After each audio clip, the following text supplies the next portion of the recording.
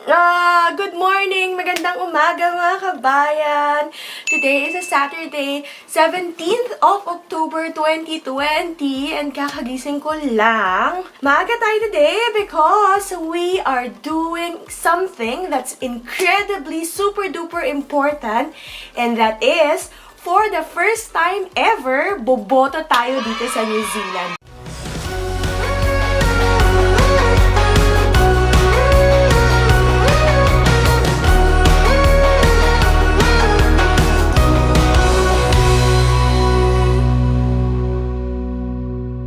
Yes, mga kabayan, botante na po tayo dito sa New Zealand. So, I'll take you through the voting process later on. Malapit lang actually dito yung botohan. So, pupunta tayo doon mamaya. But before that, babangon muna ako. Magkakape tayo at ayusin muna natin. Magsalang mo tayo ng labada bago tayo umalis. So, I'll see you later and I'll explain to you how to vote here in New Zealand.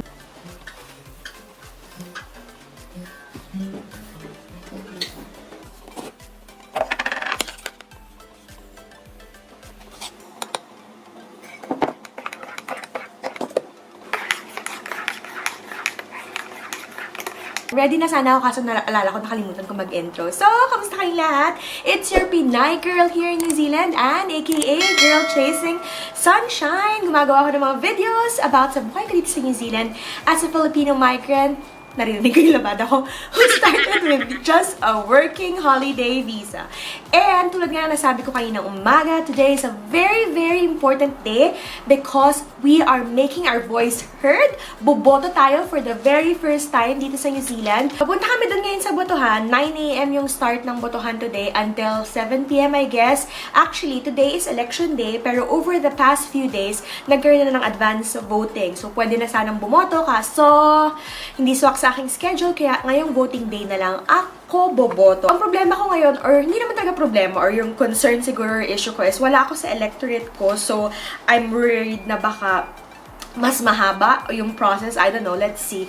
Yung electorate, yun yung voting area kung saan ka registered na bumoto. Halimbawa, sa atin sa Pilipinas, sa Zambales ako pwedeng bumoto. Pero di ba sa Pilipinas, hindi ka makakaboto not unless pumunta ka dun sa voting area mo.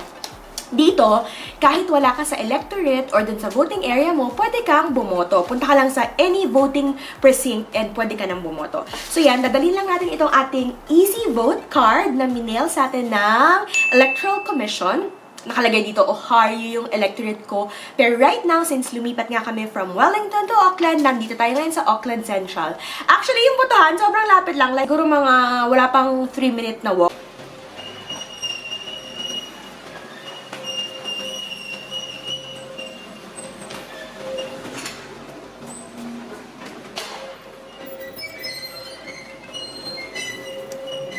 Aside from our easy vote card mga kabayan, for hygiene purposes, may dali rin tayong sarili natin, ballpen!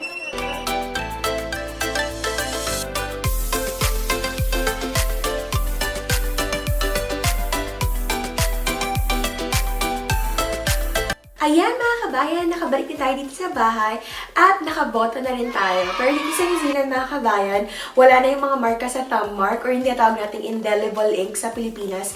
Sobrang bilis and sobrang smooth lang ng process. Siguro less than 15 minutes lang ako sa loob ng botohan. Actually, medyo matagal pa ngayon compared to others kasi meron akong fill upan na extra form because I was casting a special vote kasi nga wala ako sa aking electorate or dun sa voting area kung saan ako naka-register. Pero definitely, sobrang bilis, walang masyadong pila, maraming booth sa loob. Mamaya explain ko kung ano yung napagdaanan kong process. But for now, alam ko nagtataka kayo at iniisip niyo, paano siya nakaboto? Hindi naman siya New Zealand citizen. Well, mga kabayan, dito kasi sa New Zealand, 3 lang yung eligibility requirements na kailangan mong ma-meet para makaboto ka. First, you have to be 18 years or older. And then second, kailangan New Zealand citizen ka or permanent resident. And third or lastly, dapat tumira ka sa New Zealand for 12 months or more continuously at some point in your life. And alam niyo naman na resident na tayo dito sa New Zealand. I've been living here since August 2018. Tsaka obvious naman siguro sa aking face kulang na tayo sa freshness na more than 18 years old na tayo. So, pasok na pasok tayo sa eligibility requirements, kaya tayo nakaboto ngayon, kabayan. So, kapag pasok ka dun sa eligibility requirements, kailangan mong mag-enroll or mag-register para makaboto ka. Sobrang dali and sobrang efficient lang din ng enrollment or registration process para makaboto dito sa New Zealand, mga kabayan. Online lang siya and kailangan mo lang ng ID. It can be a New Zealand passport. Syempre, wala tayo noon kasi nga hindi tayo citizen, di ba? Or a New Zealand driver's license. Wala rin akong driver's license kasi hindi ako nagka-drive dito.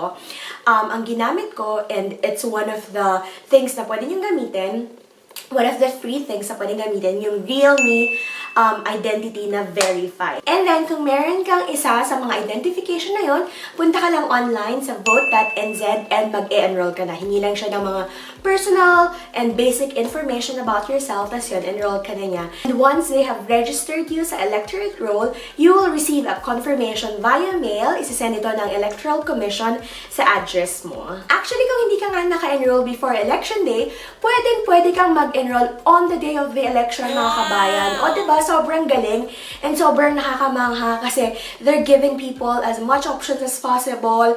They're making the process as smooth as possible to enable the citizens, the people, to go out and make their votes count. Kaya talagang pak na pak yan. Ang maganda, kabayan, kapag naka-enroll kayo days before election day, ito yung talagang I find very useful, ha. Makaka-receive kayo sa mail ng tinatawag na Easy Vote Pack. Yan. Nandito yung information about how to vote in New Zealand, ano ba yung pagbobotohan ngayon, because it's not only general elections, meron ding pinagbotohang referendums, which I will explain in brief later. Tapos itong letter ninyo, setting out information, ayun nga, on how to vote, some suggestions and such, critical dates to remember. Kasi dito sa New Zealand, hindi lang kayo election day pwedeng bumoto, mga kabayan. Merong advance voting weeks or days before and pwede na kayong bumoto nun. O diba, hindi lang siya talaga isang araw. Sobrang nakakabilib talaga. So, dito sa New Zealand, for this year's general elections, voting opened last Saturday, October 3rd, and it closes, ito election day nga, 17th of October, Saturday din. Tapos dun sa Easy Vote Pack, meron ding tinatawag na Easy Vote Card. Ayan, natanggal ko na kanina, pero parang napakita ko yata dun sa kanina umaga na nag-video tayo. Sinurrender ko yun nung bumoto ko. Para siyang voter's ID. Actually, parang hindi. Kasi diba, yung voter's ID sa Pilipinas, you get to keep it and use it as one of your official IDs. Pero yun nga, yung Easy Vote Card, you have to surrender it upon voting. So parang siguro siya yung counterpart ng indelible ink to prove na nakavote ka na nga. Ayan, nandiyan yung mga information. This one, a letter for you. Tapos, ayan nga, yung information on the referendums. Ano pa ba? Ayan, nakasulat din dyan kung sino yung mga electoral candidates for your electorate. Sa Ohio ako kasi nakaregister ako sa Wellington pa rin dahil wala pa akong month na nakatira dito sa Auckland. Kaya yun pa rin yung electorate ko. So, paano ba yung botohan dito sa Pilipinas? Ano ba yan? New Zealand pala, mga kabayan. Sorry. Paano ba yung botohan dito sa New Zealand? So, yung voting system na ginagamit dito sa New Zealand, it's called MMP or Mixed Member Proportional. So, yun yung ginagamit nilang system to determine kung anong party or sinong tao yung magre-represent sa atin sa parliament. Sa atin talaga, feeling citizen. Charot. Bawat botante, they get to cast 2 votes. First is yung tinatawag na party vote, or this is the vote for the political party that you support. So, under MMP, syempre, the more votes, makes sense, diba? The more votes, the more seats na makuha ng isang political party sa parliament. Tapos, dapat yata makakuha sila ng, I think, 4 or 5% ba ng party vote. I-research ko, tapos ilalagay ko dito. So, dapat makakuha sila ng certain percentage of votes para magkaroon ng seat sa parliament. Or, dapat makapanalo sila ng electorate vote. Ito yung second vote na ikakas ng isang botante. Yun yung tinatawag natin na electorate vote or yung representative ng area kung saan ka nakatira. Para ba siyang congressman, mga kabayan? Comment below nga kung gano'n yung pagkakaintindi nyo, mga kabayan na nandito sa New Zealand. Kasi representative siya ng area na tinitirahan mo. That's called the electorate vote. Dahil nga yung MMP ay isang proportional system, mga kabayan, the parliament can be made up of big and small parties, which is always the case. So, bawat kandidato na nananalo ng electorate vote, assured na sila ng seat sa parliament. And then, the remaining seats, it will be filled filled up by representatives ng parties, ng bawat parties, based dun sa share ng votes nila sa party vote. Under MMP, it's common na yung isang party, hindi nila kuha yung majority ng seats sa parliament. Kaya ang ginagawa nila minsan, or common dito sa New Zealand, yung isang big party, nakikipag-coalition or nakikipag-partner sila sa isang smaller party para makapag-form sila ng majority, and kung sino yung majority na yon, sila yung mag-form ng government. Na-explain ko ba na mabuti? Gets si Bar, nakakahilo. So, yun yung dalawang main votes na kinas ng bawat botante ngayong general elections, the party vote and the electorate vote.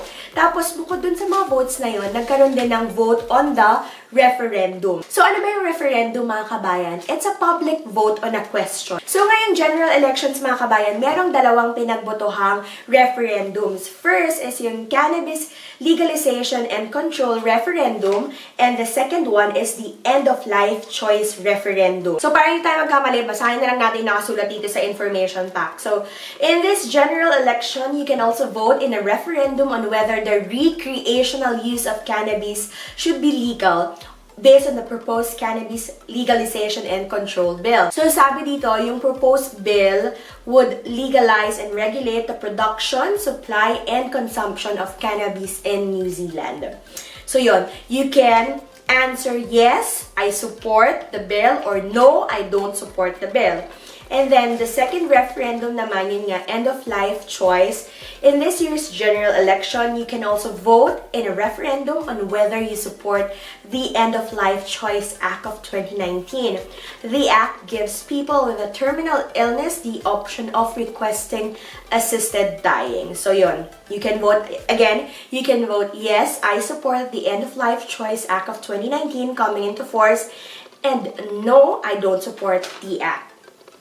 So, yun. So, kaninang umaga ang nangyari sa atin, mga kabayan. Sobrang lapit lang ng nearest na botohan dito. Pagpasok ko, in-advise ko na agad yung election volunteer assistant na nandun. Sabi ko, I'm not in my current electorate, so how do I go about it? And it's also my first time. So, syempre, walang kamalay-malay si lola mo. Banong-banong.